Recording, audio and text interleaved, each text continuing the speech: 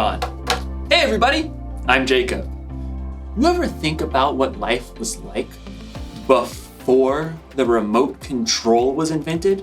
Just imagine, every time you wanted to change the channel, you had to actually get up, walk over to the TV, and change the channel dial. We'll be right back after these messages. Don't touch that dial.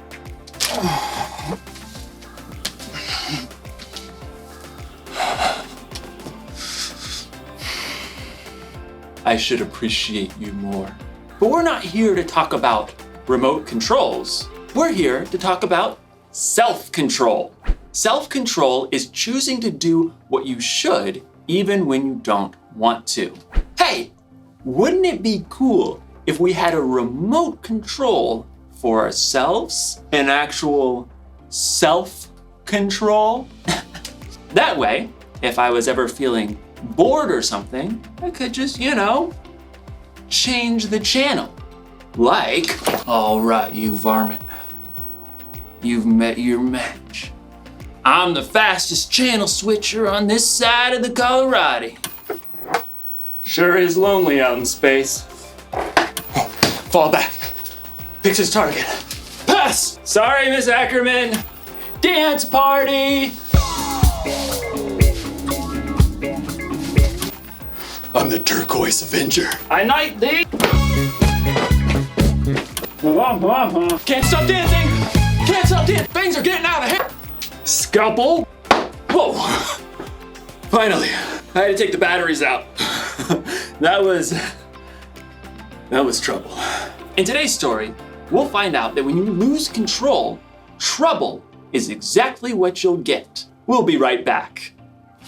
Don't touch that dial.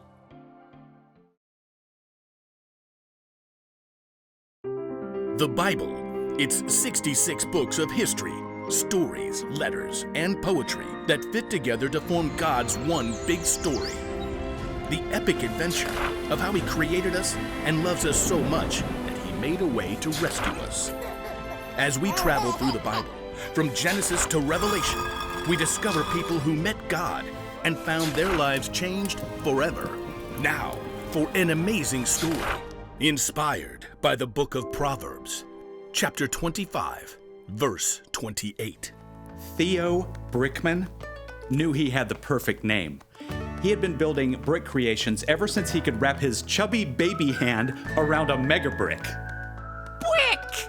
As Theo grew older, he moved on to brick building kits, but soon his imagination raced ahead of any building kit or building instruction set you could ever buy. I want to build Jupiter, all of Narnia, a ginormous flying pizza. Theo even got a job at a brick building store so he could spend his days surrounded by bricks. So he was overjoyed when he found out that a brick building TV show called Brick Bosses was going to be holding auditions in his town. I'll get on the show for sure. On the day of auditions, several dozen other people showed up along with Theo. He jostled up to the front for a good spot.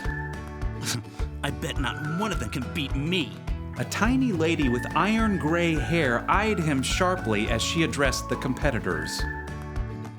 I am Althea Legoami, and I shall be judging you on originality, technical skills, and overall conduct. There is a break room if you need a snack or rest, but no food may be eaten here in the brick room. You have 4 hours to build anything you can imagine. Begin! Theo raced to the side of the room where racks and bins holding every kind of brick stood. Hey, you stepped on my foot. You snooze, you lose. Theo shoveled bricks into his bin. I'll build a castle, one with turrets and towers and a wonderful moat filled with shiny brick water. Theo got right to work. Soon, the walls of his fortress began to rise. He designed decorative windows and lofty balconies. Ooh, I should build a dragon to attack my castle. As Theo snapped red and gold bricks together to form his dragon, another competitor looked over. Is that supposed to be a horse?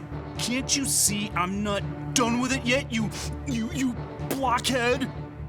As time ticked on, Theo realized he was hungry. so he decided to take a quick snack break. Just 1 minute. But in the break room, he discovered his favorite treat of all time. Dill pickle and pizza potato chips. Theo downed one whole bag. He desperately wanted another, but the clock was running down. I'll just sneak this back into the brick room with me. Theo finished his dragon between stuffing pizza chips in his mouth. He tried to hide the bag, but when he looked up, he noticed Althea spotting a trail of chip crumbs that he'd left behind. She probably doesn't know that was me. With just a half hour to go, Theo's castle and dragon were nearly complete. I need a wall around the moat. Yeah, with a really cool pattern. So, Theo began snapping together an elaborate wall. But the wall simply would not behave. Gotta treat this piece apart. Pry as he might, Theo could not separate two small plates. Frustrated, Theo hurled the locked pieces across the room. They narrowly missed the head of Althea Legoame, who was examining another competitor's project. She turned her head sharply to look in his direction. I don't think she saw it was me. As the final minutes ticked away, Theo fumbled to finish his wall. Time is up. Wheel your creations up to the judging stand. Theo glanced around as he wheeled his work table up to the front. Mine's the best! But as Theo slid his table into position, it bumped over a crack in the floor. A big section of his perfect wall tilted and then crashed down. No! It was too late. Time was up, so Theo was not allowed to repair the wall. No fair. Theo sulked all the way through judging. When the names of the winners were announced, Theo's was not among them. What a waste of time.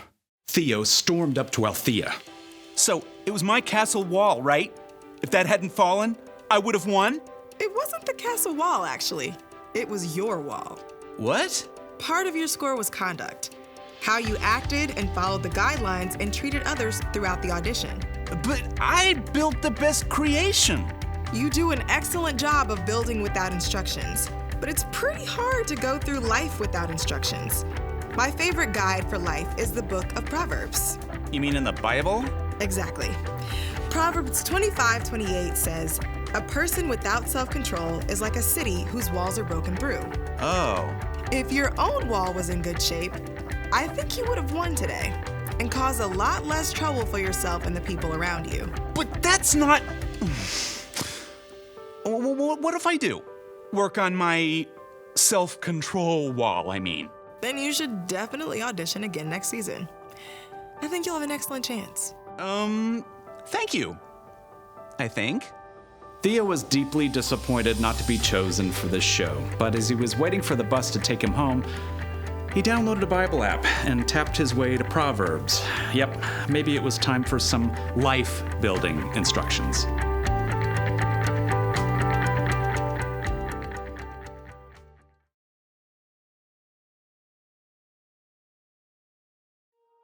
One of the wisest people ever, King Solomon, wrote this: "A person without self-control is like a city whose walls are broken through."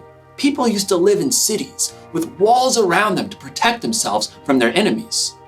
So, if there was ever a hole in the wall, it meant trouble. You may not have ever lived in a city with a wall, but you can imagine what it would be like if there was a hole in the wall of your home. Ma, there's rain coming through the hole again. And there's a tiger. Huh. Oh, tiger, Ma! Walls are there to protect us from harm. When we lose control, it's like those walls are broken through. And that can mean trouble. When you're not controlling yourself. Can't stop dancing! You're not paying attention to the things or people around you. And that's when things get broken. And when you or other people get hurt. Fall back. Picks his target. Pass! Sorry, Miss Ackerman. Oops. So, here's the one thing to remember today. When you lose control, it can cause trouble. But I'm gonna let you in on a little secret. If you really want to control yourself, you're gonna need some help. Here's the good news. Self-control is a fruit of the Spirit. That means when you put your trust in Jesus and follow Him, the Holy Spirit will be there to help you keep control. Because control is something everyone needs. It's okay. It's fixed now. Oops. Well, I reckon it ain't then. Time to ride off into the sunset. Partner. Come on, Bessie, let's go!